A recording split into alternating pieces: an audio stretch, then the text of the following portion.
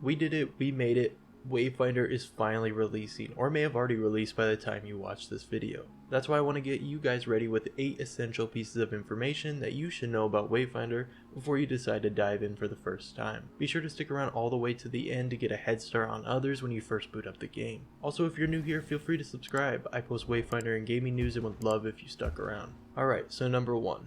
How do you play Wayfinder? To summarize, Wayfinder is available for early access on PC, PS4, and PS5 through 4 different Founders Packs. I've done a video breaking down the Founders Packs, but essentially there is a base pack for $20 US that gets you into the game at the cheapest level, and different tiers spanning from $50, $90, and $150 US. The good thing about these packs is that anyone can start at the $20 base pack, begin to enjoy and really like the game, and move up to any of the further tiers by only paying the difference. This is definitely a solid option to anyone that's interested in the game but hesitant on how much they will actually play. Another note is that the game will go completely free to play likely in early 2024.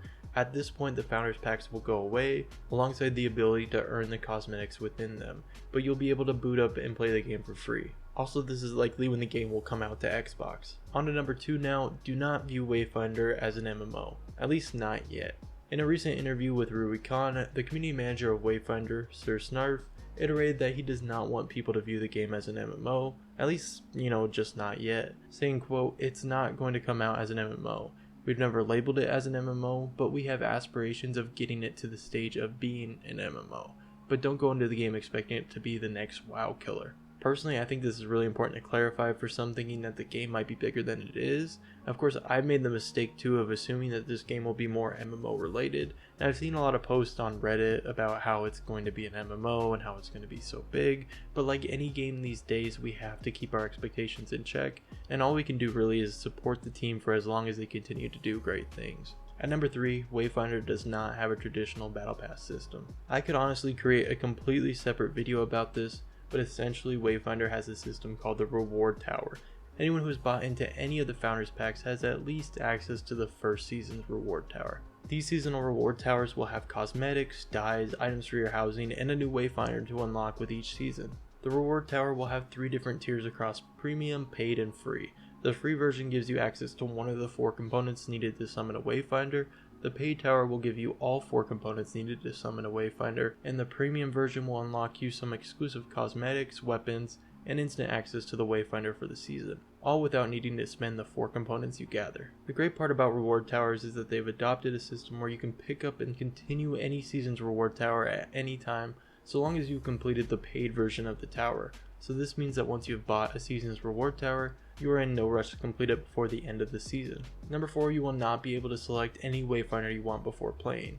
When you launch the game for the first time, you will have the choice between 3 different Wayfinders to start your adventure. Those Wayfinders being Silo, Wingrave, and Nis. Not a bad selection to start from, as each of them offers a unique playstyle, and don't worry though, if you want to play a different Wayfinder, you'll have to work to unlock the one you want, but once you do, you'll be able to play with them no problem from there. At number 5, you'll be spending the majority of your time in Lost Zones. Lost Zones are essentially random dungeons that you can progress through with yourself or up to 2 others, unlocking cool rewards, cosmetics, or completing quests along the way. Typically, Lost Zones will finish with a boss battle at the end, and that's kind of obviously where you would get the best loot. Like I mentioned, you can complete them entirely solo, or you can join a queue to help out other players. But one thing that's important to note is that you shouldn't think that you can straight carry someone through the content, as in some areas there will be a power level restriction, and it will end up bringing you down to the required level needed. At number 6, when it's time to wrap up the fighting, you can return to your home. The feature that I'm personally most excited for, housing, is in Wayfinder, and you look to have a ton of control over the placement of objects,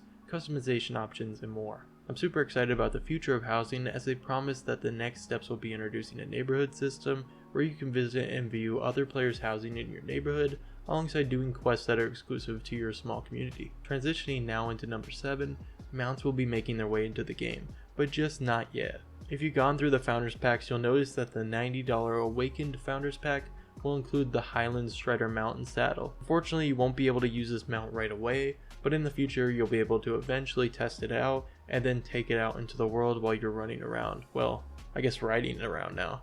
As far as I'm aware, this is the only example we've been given of mounts just yet, but I assume that we will hear much more about them in the future. And lastly, to wrap it up, at number 8, you can use any weapon across any Wayfinder. And this is one thing I don't think a lot of people know about yet, I think a lot of people think that Wayfinders are locked into their signature weapon, but say you want to give Silo daggers, you absolutely can. Or maybe you want to give Wingrave daggers, you can do that too. As far as we know right now, in Wayfinder any weapon type will be able to be used across any of the characters. Nothing will be locked behind restrictions. This will give you the absolute freedom to play as you want and not be locked behind a holy trinity. Of course you'll still have your abilities, but you'll be able to mix and match to your heart's content. That's all we have for today. If you enjoyed the video and you're excited for Wayfinder, hit the like button and subscribe. I have a lot more content coming from the game, so don't miss it. But until the next video, I will catch you all later.